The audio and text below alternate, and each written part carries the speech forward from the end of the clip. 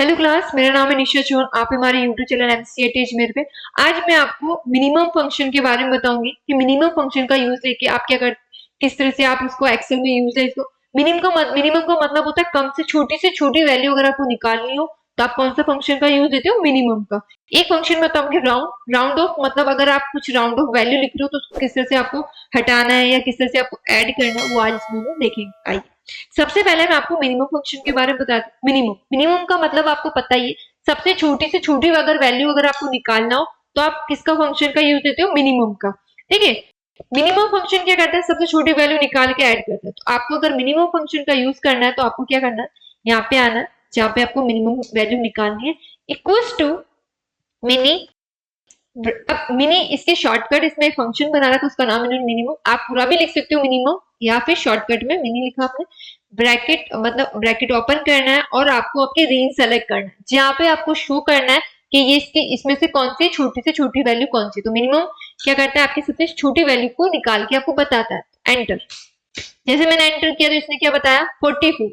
इस मैंने जो टेबल बनाई है उसमें सबसे छोटी वैल्यू कौन सी है, 44। ये आपको निकाल के बताता है। तो मिनिमम क्या करता है, सबसे छोटी वैल्यू। आप बोलोगे हम तो देख ही लेंगे कि इसमें से छोटी संख्या है। देखो अगर अभी तो ये टेबल है, इसमें कम से कम मैंने 10 वैल्यू भी नहीं लिख रही, तो आप पता कर सकते हो कि इसमें छोटी वैल्यू क्या है। ठीक है, अगर आपके पास टेबल है इसमें खूब सारा डेटा है और उसमें से जैसे 100 से 2000 स्टूडेंट्स है, उसमें से अगर बोल दिया गया इनके बताओ हाईएस्ट मार्क्स किस बच्चे के हैं या कम से कम किसके, तो हाईएस्ट के लिए तो आप किस फंक्शन के लेते हो, मैक्सिमम का।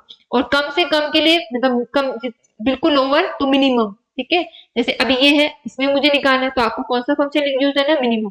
Equals to mini, bracket open, same आपकी रेंज सेलेक्ट कर लेनी है आपको, और ब्रैकेट क्लोज, देन एंटर।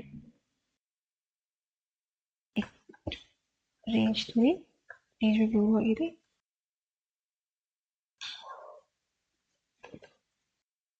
ठीक है, आपको रेंज सेलेक्ट करनी है। ठीक है, और bracket close, then enter. Show कर दिया इसने 3।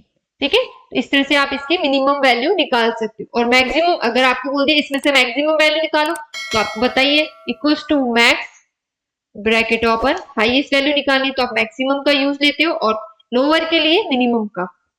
ब्रैकेट देखिए सबसे हाईएस्ट और मिनिमम के लिए मिनिमम फंक्शन। ठीक है, इसी के आगे एक और फंक्शन होता है राउंड ऑफ।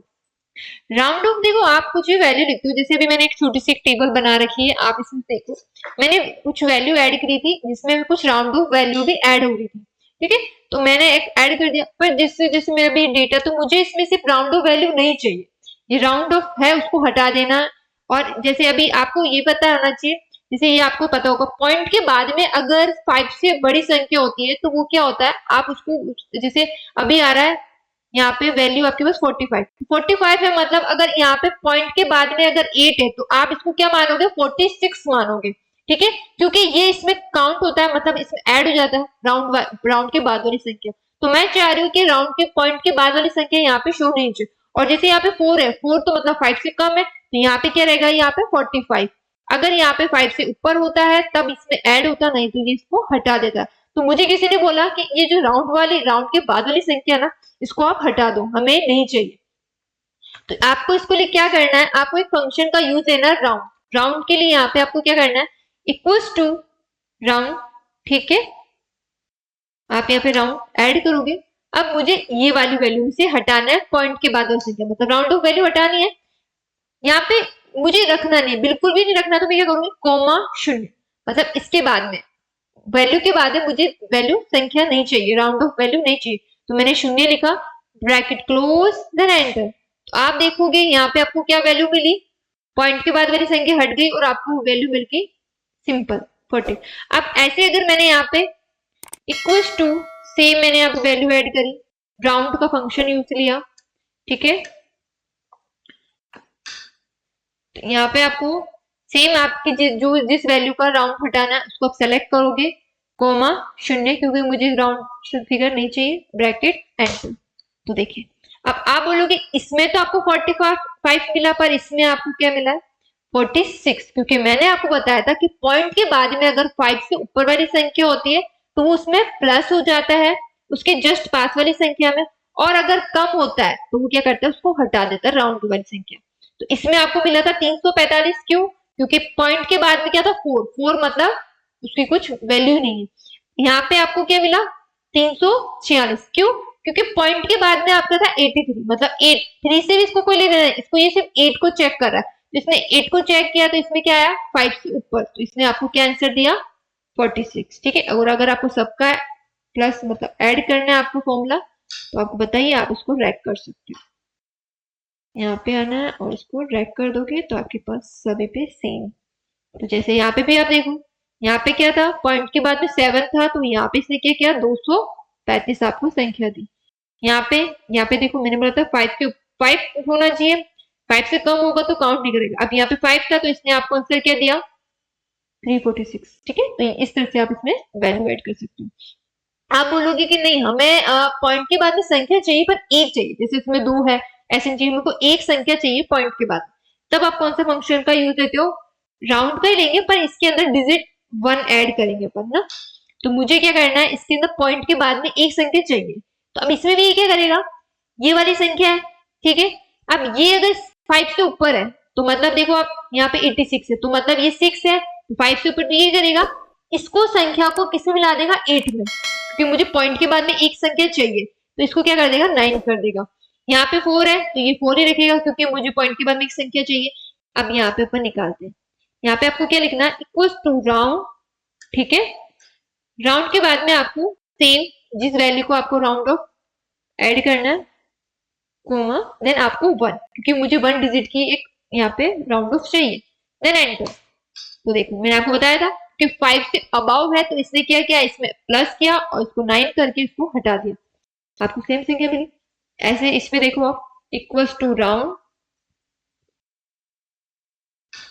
ठीक है। यहाँ पे आपको सेम इसकी रेंज देनी है और कोमा 1 डिजिट चाहिए मुझे, मैंने क्लोज किया, एंटर। तो आपको देखो क्या मिला, बट क्योंकि मुझे 1 डिजिट चाहिए तो इसने इसको हटाया नहीं, रिमूव नहीं किया।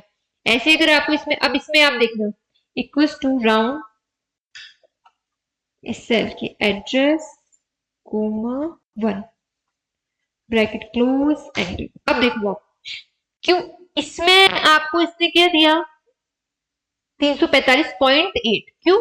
क्योंकि इसने देखा तो इसके पास वाली संख्या जो थी 3 थी, 5 से छोटी वैल्यू थी, तो इसने इसको प्लस नहीं किया, इसको रिमूव कर दिया।